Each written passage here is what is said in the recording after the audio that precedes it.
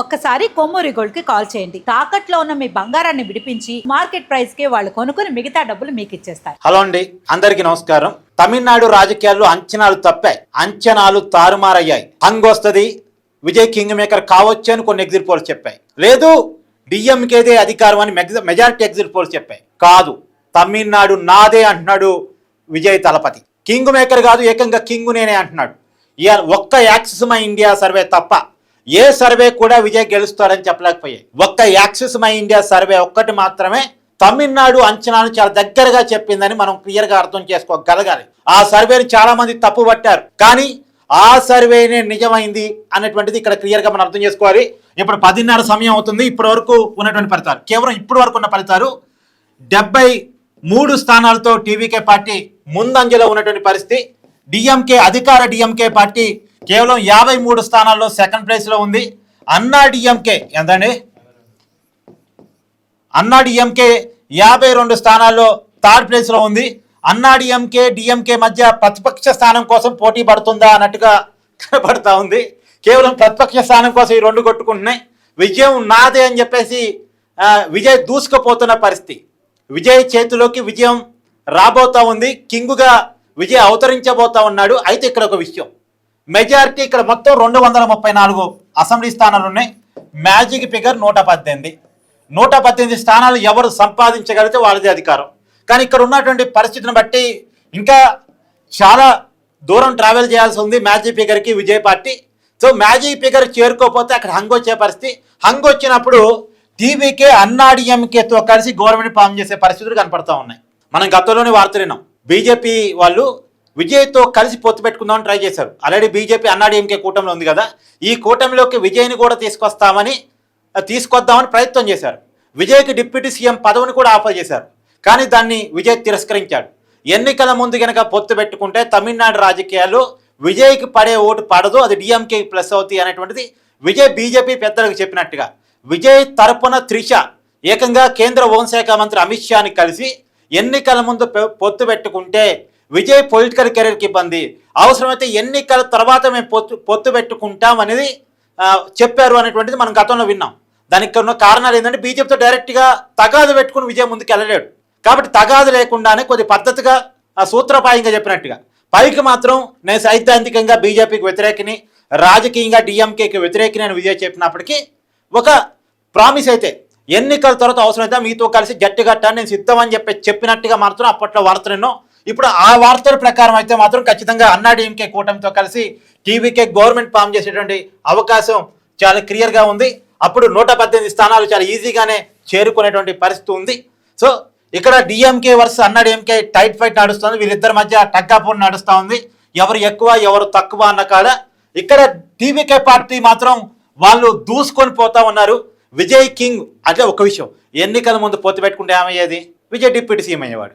ఇప్పుడు ఎన్నికల తర్వాత పెద్ద పార్టీ విజయ్దే కాబట్టి ఇప్పుడు సీఎం విజయ్, తమిళనాడు సీఎం విజయ్ ఎవరితో పొత్తు పెట్టుకుంటాడు, ఎవరికి డిప్యూటీ పదవి ఇస్తాడు అనేది చూడాలి. ఇక్కడ వెరీ క్లియర్, ముఖ్యమంత్రిగా మాత్రం విజయ్ ఉండబోతున్నాడు. ఎందుకంటే పెద్ద పార్టీ అతనిదే కాబట్టి, అతనే మేజర్ పార్ట్నర్ కాబట్టి అతని చేతిలోనే ఆప్షన్స్ ఉంటాయి. ఖచ్చితంగా విజయ్ సీఎం కాబోతున్నాడు. తమిళ ప్రజల ఆకాంక్ష విజయ్ని సీఎం చేయబోతా ఉన్నారు. నిజానికి అంచనాలు తప్పాయి. మనం కూడా విజయ్ని కొంచెం చాలా తక్కువ అంచనా వేశాం, కానీ విజయ్ అందరి అంచనాలకు మించి ఇలా చాలా ఎక్స్ట్రాడినరీ పర్ఫార్మెన్స్ అని చెప్పాలి. దాంట్లో నో డౌట్, అతిశయోక్తి లేదు. ఫస్ట్ టైం పార్టీ పెట్టాడు, 1 year క్రితమే పార్టీ అనౌన్స్ అయింది. ఇక్కడ ప్రశాంత్ కిషోర్ స్ట్రాటజీలు బాగా పనిచేశాయని చాలా క్లియర్గా చెప్పుకోవచ్చు. ప్రశాంత్ కిషోర్ స్ట్రాటజీలు టీవీకేకి బాగా ఉపయోగపడ్డాయని. ఇక్కడ ఒక ఇద్దరు వ్యక్తుల గురించి చెప్పాలి. ఒకటి విజయ్ స్టార్డము, ఇంకోటి ప్రశాంత్ కిషోర్ స్ట్రాటజీలు. మళ్ళొక్కసారి ప్రశాంత్ కిషోర్ లైవ్ లైట్లోకి వచ్చాడు మళ్ళొక్కసారి. ఎందుకంటే అతను పార్టీ పెట్టాడు, బీహార్లో దెబ్బతిన్నాడు. అతని టాలెంట్ ఏంటంటే ఎన్నికల స్ట్రాటజీలు ఇస్తాడు, అతనే పార్టీని నడపలేడు అన్నది బీహార్లో మనకు అర్థమైపోయింది. ఒక్క సీటు కూడా గెలవలే ప్రశాంత్ కిషోర్ పార్టీ పెడితే బీహార్లో. కానీ ఒకరిని గెలిపించడంలో, ఒకరిని ఓడించడంలో, వాళ్ళకి స్ట్రాటజీలు ఇవ్వడంలో సిద్ధాస్తుడు అని. ఇప్పుడు కట్టకర్తికి రాజకీయ అంచనాలు చెప్పగలడు, కానీ నేను రాజకీయాల్లో పోయి పోటీ చేస్తే గెలుస్తానా? రాజకీయ అంచనాలు చెప్పడం వేరు, రాజకీయాల్లో పోయి డైరెక్ట్ పోటీ చేయడం వేరు. ప్రశాంత్ కిషోర్ అక్కడే దెబ్బతిన్నాడు. బట్ మళ్ళా లైవ్ నెట్లోకి వచ్చాడు టీవీకేని గెలిపించడం ద్వారా ప్రశాంత్ కిషోర్ సలహాలతోనే. నిజానికి విజయ్ ఇక్కడ బాగా చాలా ఇన్వెస్ట్ చేశాడు ఎన్నికలని, పార్టీ పెట్టడం కావచ్చు, ప్రచారం కావచ్చు. ప్రశాంత్ కిషోర్తో స్ట్రాటజీలు అంటే 100 కోట్ల రూపాయలు ఖర్చు. ప్రశాంత్ కిషోర్ సలహాలు చాలా కాస్ట్లీ కదా, ఈ దేశంలో అత్యంత costly political strategist Prashant Kishor. So PK సలహాలు, విజయ్ స్థారడము, తమిళనాడులో ఉన్నటువంటి యాంటీ ఇన్కన్వెన్సీ, డిఎంకే వ్యతిరేక ఓటు, ఇవన్నీ కూడా. రెండోది విజయ్ డిఎంకే పార్టీని చాలా బాగా దెబ్బతీశాడని ఇక్కడ క్లియర్గా ఒప్పుకోవాలి. ఎందుకంటే డిఎంకేకి పడే ఓటు, విజయ్కి పడే ఓటు దాదాపు ఒకటే. డిఎంకేకి పడే ఓటు, విజయ్కి పడే ఓటు రెండు ఒకటే. కొద్దిగా ఎక్కువ అదే దళిత క్రిస్టియన్ ఓట్ బ్యాంకు, తమిళ కల్చర్ ఉన్న ఓటు బ్యాంకు, ద్రవిడ వాదాన్ని ఇష్టపడే ఓటు బ్యాంకు. ఇది డిఎంకేకైనా అదే ఓటు పడాలి, టీవీకేకైనా అదే ఓటు పడాలి. ఇప్పుడు డిఎంకే ఓట్ అన్ని కూడా టీవీకే లాగేసుకుంది, విజయ్ లాగేసుకున్నాడు. అందుకే డిఎంకే పర్సంటేజ్ బాగా పడిపోయింది. అది కాకుండా ప్రభుత్వ వ్యతిరేకత. సహజంగా తమిళనాడులో ఉండేటువంటి కల్చర్ ఏంటంటే ఒకసారి డిఎంకేకి అధికారం ఇస్తే మరొకసారి అన్నా డిఎంకేకి అధికారం ఇస్తారు, ఒకసారి ఇటు ఒకసారి అటు ఇస్తారు. కానీ జయలలిత గారు చనిపోయిన తర్వాత అన్నా డిఎంకేలో నాయకత్వ సమస్య వచ్చింది. నిజానికి ఇప్పుడు అన్నా డిఎంకే అధికారంలోకి రావాలి, లెక్క ప్రకారం రావడానికి అవకాశం ఉండాలి. కానీ అన్నా డిఎంకేలో నాయకత్వ సమస్య వల్ల అందరూ మళ్ళీ డిఎంకేనే అధికారంలోకి వస్తుంది, ఎందుకంటే స్టాలిన్కి ఆపోజిట్ నాయకుడు ఎవడు లేరు కదా అనేది అంచనా వేశారు. కానీ ఒక్కడొచ్చాడు, తొడగొట్టాడు. నిజానికి ఇక్కడ ఒక కీలకమైన విషయం చెప్పాలి. తమిళనాడు రాజకీయాల్లో సినిమా హీరోల ప్రభావం చాలా ఎక్కువే. ఒకనాడు సక్సెస్ అయిన వాళ్ళు ఉన్నారు, తర్వాత ఫెయిల్ అయిన వాళ్ళు ఉన్నారు. ఒకప్పుడు ఎంజి రామచంద్రను, కరుణానిధి, జయలలిత విజయం సాధించారు.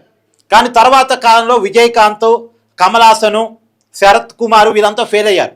రజనీకాంత్ పార్టీ పెడదామని పార్టీ అనౌన్స్ చేసి మరి భయపడి వెనక్కి అడిగేశారు. కానీ భయపడలేదు, తొనకలేదు, బెనకలేదు. నువ్వెంత, నీ దమ్మెంత, నీవు 10 సీట్ల గాడివి, 20 సీట్ల గాడివి అంటే భయపడలేదు. నా దమ్మేంటో ప్రజలతో కలిసి చూపిస్తానన్నాడు. నువ్వెంత 10 సీట్లు వచ్చేవాడివి, నువ్వేముందిలే అన్నారు. కానీ ఏమాత్రం భయపడకుండా ముందుకెళ్ళాడు. తొక్కిసాట మీకు అందరికీ గుర్తుంది కదా, కరూరు ఇన్సిడెంట్.